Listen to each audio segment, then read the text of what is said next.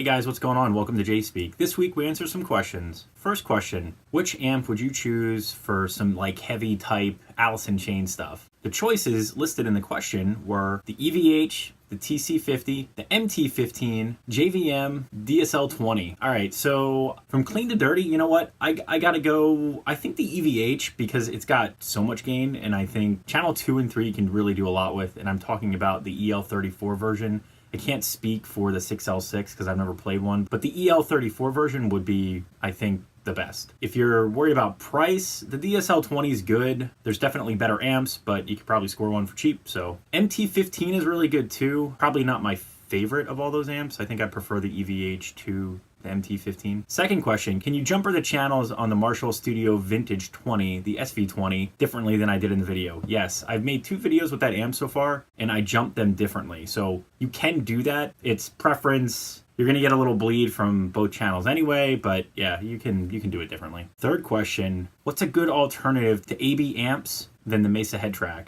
It depends what you wanna do. So I have the orange amp detonator, which you can run an A rig, a B rig, or both. So you can run, 2 different stacks or 2 different combos, or a combo and a stack. Clean, dirty, channel switch, whatever. But it's 2 different rigs. So you have to have combo to complement the amp itself or a speaker cab. Now what makes the Headtrack special is that you can use 1 cabinet with 2 different heads. Now Radial makes some stuff too that is cheaper than the Mesa Headtrack. The advantage of the Mesa Headtrack is that you can use an effects loop across both amps. So that's really the big win on that one. Depending if you're a heavy effects user and that matters to you, that would be the way to go. If not, then don't bother with the Mesa Headtrack. The Radial stuff is good. I don't have any of it. I haven't demoed any of it, but I've used it in the past and it does work. So you could always check that out. Last question I got was about the Marshall Studio Classic 20 and about the effects loop and if it makes pops with different effects. I didn't notice it before. I did try some different effects. I tried the Wampler Lo-Fi Delay. I tried a Strymon Dig. I even plugged the MD